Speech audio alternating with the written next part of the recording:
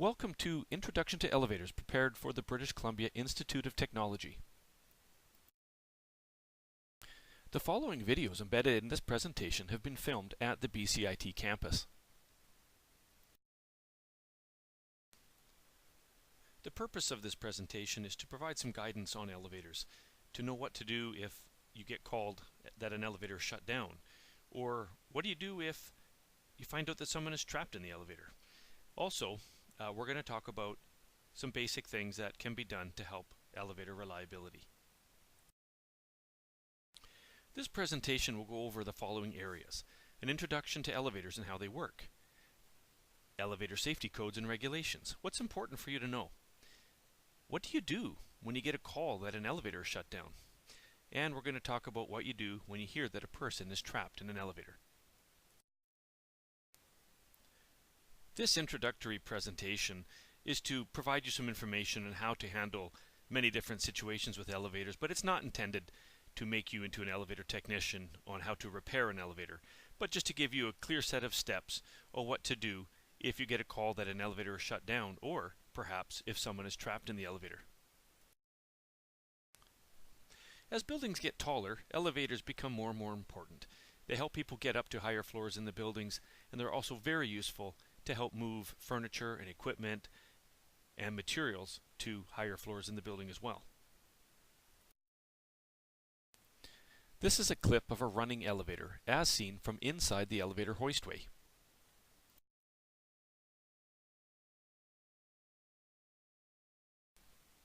There are two main types of elevator drive systems: hydraulic and traction. Hydraulic elevators typically serve 2 to 5 floors, sometimes as many as 6 or 7, while traction elevators can serve as few as 2 stories or as many as 50. There are hydraulic elevators, which serve typically from 2 to 5 floors and are very popular in low-rise buildings. These elevators use a pump and motor to push hydraulic elevator fluid to lift an elevator up, and gravity is used to pull the elevator back down through the use of a control valve. There are a variety of hydraulic elevators. You have direct-acting hold elevators, you have non-telescopic single-stage elevators, roped hydraulic elevators, and telescopic hydraulic elevators.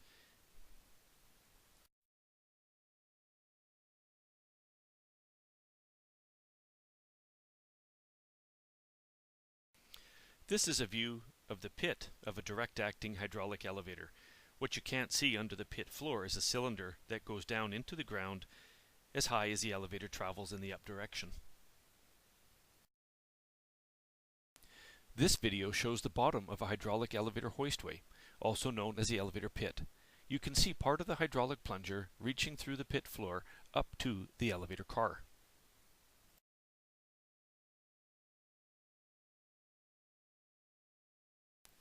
The hydraulic elevator machine room is usually located at the bottom level served by the elevator and contains equipment such as the controller and the pump motor assembly.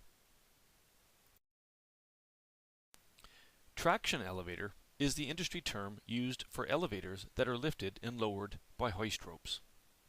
They are generally used for buildings 4 floors or higher, but can go as low as 2 stops.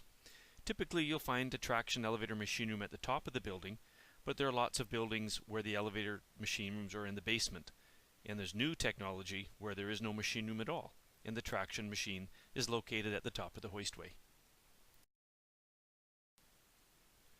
Traction elevators are lifted and lowered by a hoist machine.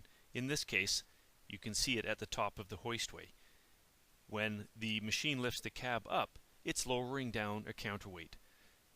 Conversely, when the elevator goes down, that elevator machine has to lift that counterweight. This is a view of a typical overhead traction elevator. This machine is located at the top of the building above the elevator hoistway. The component that's painted yellow is the drive sheave. To the right of that is a brake mechanism which holds the elevator level with the floor, and to the right of that is a hoist motor that energizes the elevator and lifts it up and down. Elevator technology has changed a lot, and not all traction machines are located in special rooms either above or beside the elevator hoistway.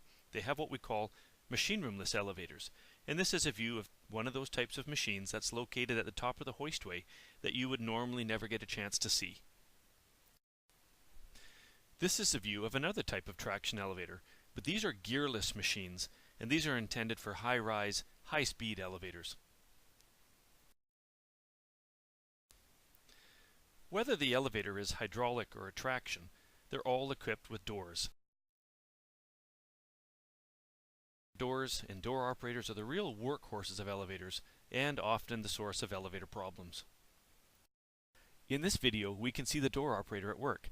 The hall doors are being held open, so we can get a full view of the door operator in motion.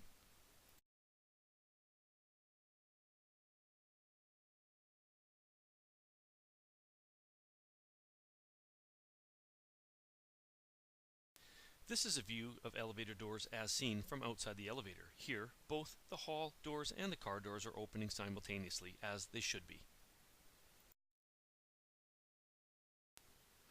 We're now going to start to talk about some elevator operational features. These include independent service, firefighter operation, and the fact that we can turn the lights and fans on and off elevators as well.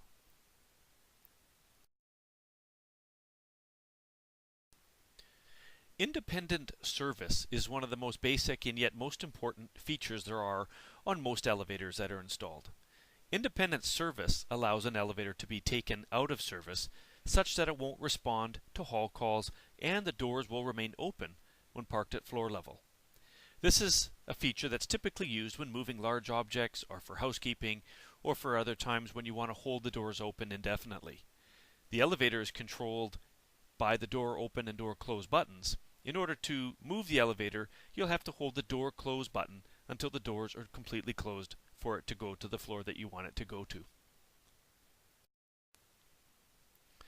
It is recommended that independent service be used any time that you need to delay the elevator.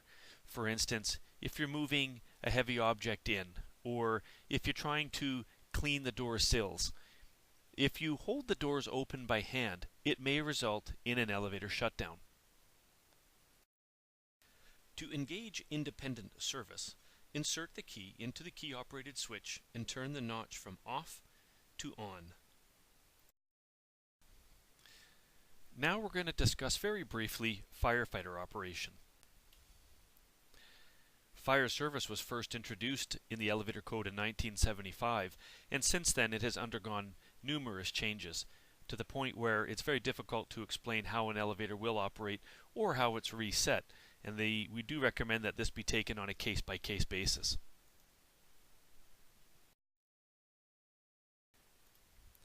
Firefighter operation is a feature that has become mandatory on all new elevators, and with some exceptions on elevators that are modernized.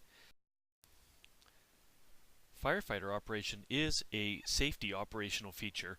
When the elevator gets a signal that there is a fire alarm signal in the building, it will recall to a designated level. From there, firefighters can take control of the elevator. We're not going to get into too much discussion on that during this presentation. We will provide a brief overview of what happens once a situation has been cleared and we need to reset the elevators. If the elevator has been recalled either by a keyed switch at the main lobby or from a signal at the fire alarm panel, they will not automatically be put back into operation and will have to be reset. Elevators may have recalled as a result of a problem with the scene from the fire alarm panel. It is therefore very important to consider that before resetting elevators, we need to understand why the elevator recalled in the first place. They should not be reset until it can be confirmed why they went into fire service and if there are any active fire alarm signals. It may be prudent to wait for the fire department to give the all clear. Elevator safety codes have changed over time. This presentation will focus on the reset procedure for elevators installed or modernized after the year 2010. So in order to reset elevators that have recalled, we have to, number one, make sure that the fire alarm panel is clear. Number two, we have to make sure that the elevators are at the recall landing with the doors open. Finally, all we need to do then is rotate the fire service key switch located at the main lobby to the reset position and turn it back off. We're now going to have a brief discussion about elevator safety codes and regulations here in the province of British Columbia. In BC, elevators are provincially regulated, and the law of the land in BC falls under the Safety Standards Act, under which is the Safety Standard Regulation, and finally under the Safety Standard Regulation is the Elevating Devices Safety Regulation, otherwise known as the EDSR. The EDSR establishes the rules and regulation and adopts the code to be used in British Columbia. The code in British Columbia right now is the B44 2007 edition at the time of this publication. Elevators are highly regulated devices, so we just want to point out a few things for people who own, manage, or otherwise work where elevators are located. It's really important to remember that all elevators must be maintained by a licensed contractor. BCIT included does have a licensed contractor in place to do the maintenance of the equipment there. No work shall be performed on elevators unless it is to be done by a licensed and qualified professional. The Elevating Devices Safety Regulation has some technical requirements that we want to bring to your attention. For everybody who owns an elevator, they must ensure that all new and existing elevating devices are operated in accordance with this regulation and the manufacturer's specifications. So, an owner who is responsible for making sure that the elevator is operating safely, what they do is they hire an elevator contractor to take care of that work. Well, it's also required as part of the Elevating Devices Safety Regulation. An owner must engage a licensed elevating devices contractor to maintain a program of mandatory maintenance for the elevating device to ensure its safe working condition. We just wanted to bring to your attention a very important and sometimes missed requirement in the Elevating Devices Safety Regulation. It says that when any unsafe or potentially unsafe condition exists, an owner must close an elevating device from the carriage of passengers until a provincial safety officer permits the elevating devices to operate.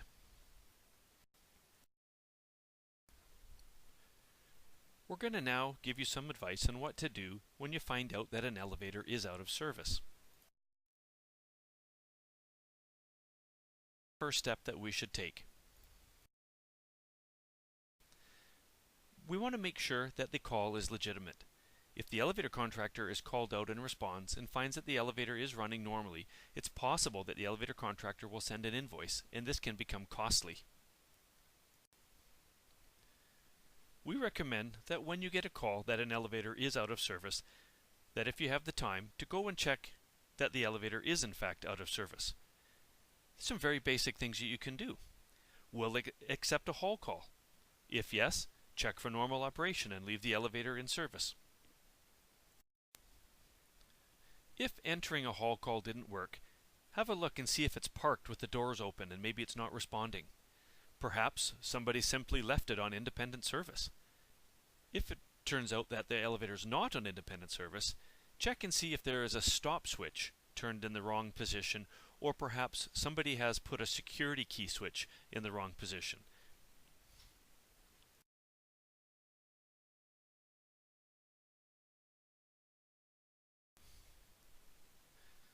Oftentimes, we find that the elevator is not operating because the door is having difficulty closing.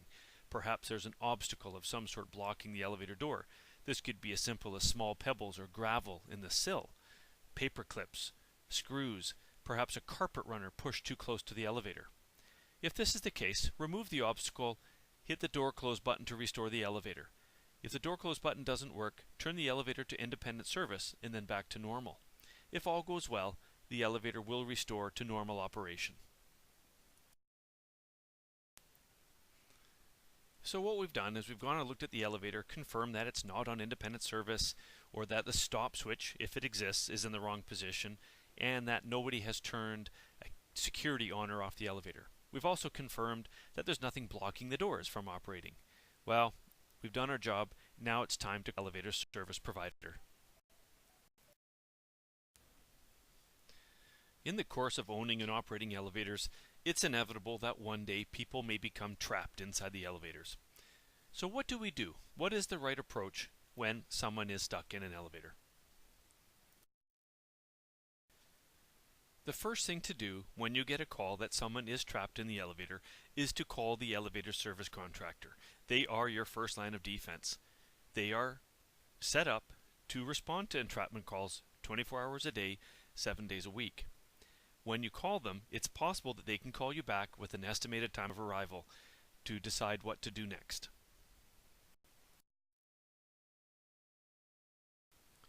Once you've called the elevator contractor and know how far away they are, you should go straight to the elevator. You should make contact with the passengers by knocking on the hall door and identifying yourself.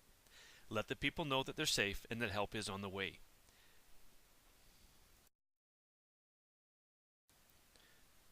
There are a few things that you can do to try to help matters out. The simplest thing is just to enter a hall call. Maybe the elevator door will open and get the people out all on its own. You can also ask the occupants to press the door open button. It may be that they can get themselves out, but they didn't realize it.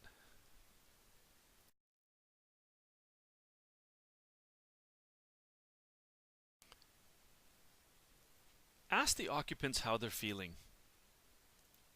If there are signs of distress, medical or otherwise, and it turns out the elevator contractor is too far away, you may need to call the fire department.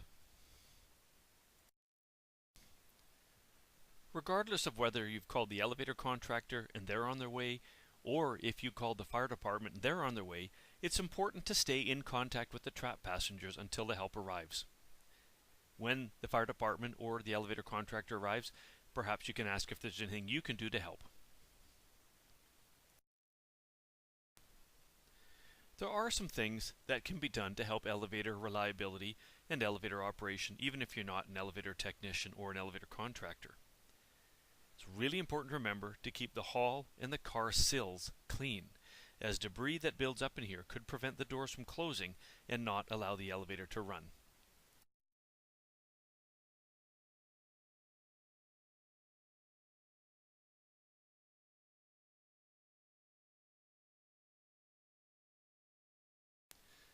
As the elevator doors open, you can see here the car and hall sills. Keeping these clean and clear of obstructions will help ensure that the elevator doors operate properly. It's really important to remember to use the independent service feature, especially when moving. There are a lot of elevator shutdowns caused when heavy objects hit the doors that are starting to close. If a person holds the elevator door open with their hand or with another object, it can cause the elevator to develop a fault so that it protects the door motor from burning out. By doing this, you will cause an elevator shutdown. Independent service is a much easier way to keep that door open for you. Here's a second look at how to enable the independent service feature.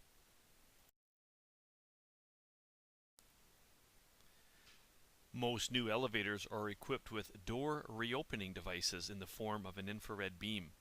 It's possible that these can get covered with dust and dirt and will not operate properly, and cleaning them off with a clean cloth can avoid unnecessary elevator shutdowns.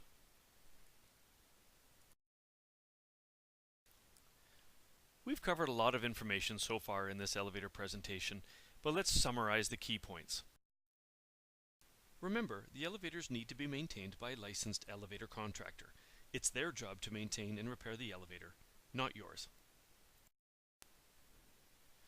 We talked about what to do before you call the elevator service contractor.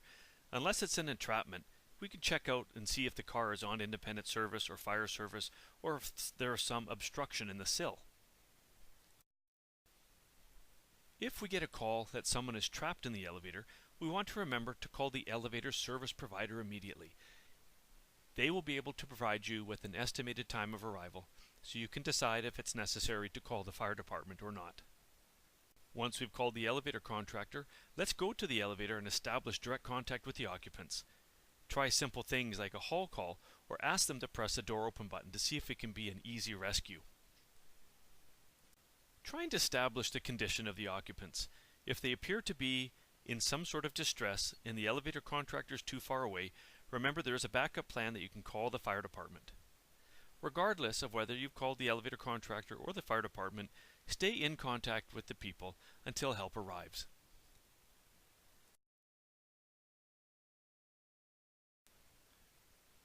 This concludes our brief introduction to elevators.